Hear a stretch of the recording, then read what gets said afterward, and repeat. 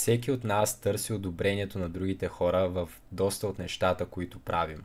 Но какво ако вместо одобрение търсим да бъдем отхвърлени или нехаресвани? Това е един от най-големите страхове, който ни държи затворени в себе си и ни ограничава да развием собствения си потенциал. Рядко ще се случи да заговорим непознат човек на улицата или дори да помахаме и в повечето случаи ще се подминем. Или рядко ще се случи някой да сподели какво наистина мисли за ситуацията, за да не нарани другите и той самият да не бъде отхвърлен. Защо това се получава? Защо ни е страх да поемем инициатива и да правим нови неща и защо имаме тенденцията да следваме какво правят хората около нас? Когато се родим на този свят, ние се нуждаем от грижите на родителите си, защото сами сме абсолютно безпомощни.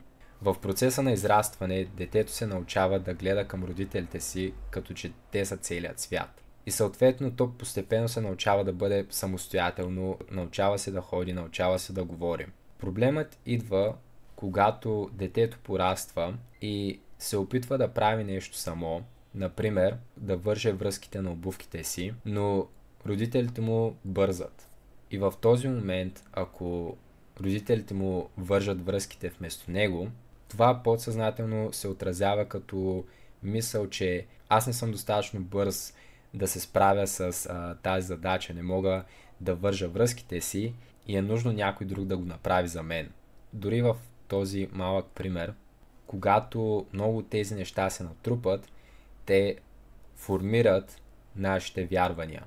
И много по-добра ситуация е дори и да закъсняват, да помогнат на детето и да го оставят само да се справи с връзването на обувките си, за да може да придобие самостоятелност.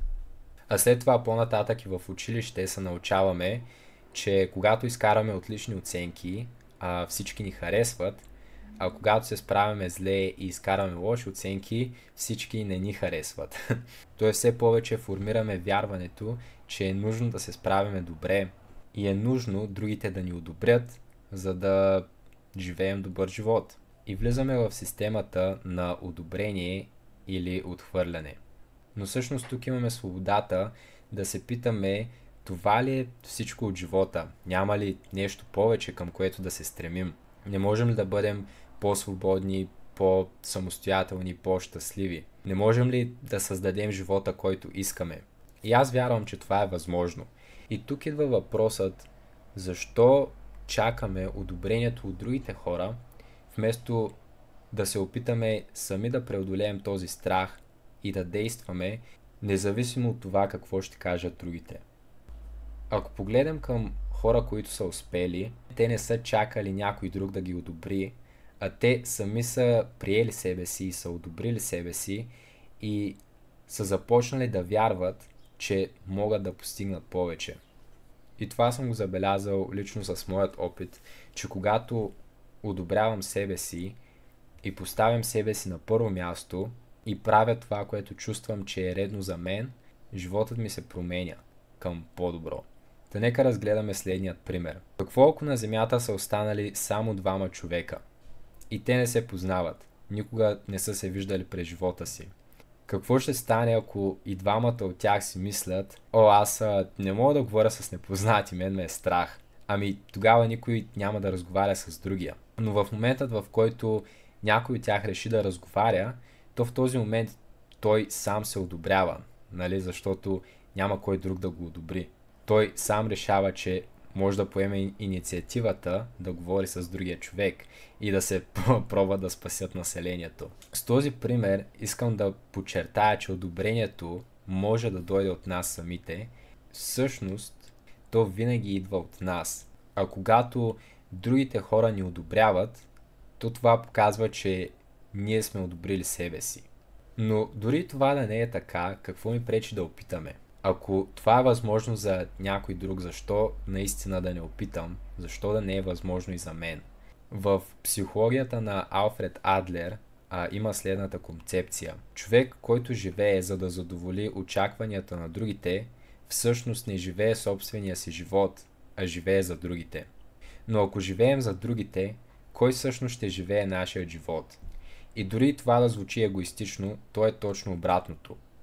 Слънцето не чака никой друг да му даде светлина или топлина. Слънцето е самият източник на светлината и топлината. Защо да не опитаме ние да сме източникът на нашата светлина? Ако сме свободни и изпитваме удоволствие от нашата работа, няма ли много повече да допринасяме за живота на другите? Ако търсим да обичаме, а не да бъдем обичани, може би ще бъдем по-добри хора. Когато гледам успели артисти, учители, актьори и хора, които наистина харесват това, което правят, те са доста по-радостни и могат да достигнат до много повече хора по този начин. В крайна сметка, ще има хора, които ни харесват и които не ни харесват така или иначе. От нас зависи дали ние ще харесваме себе си. От нас зависи какво ние искаме да постигнем и какво можем да постигнем. Не е важно кой в каква среда е роден и кой какво има, а важното е кой какво ще направи с това, което има.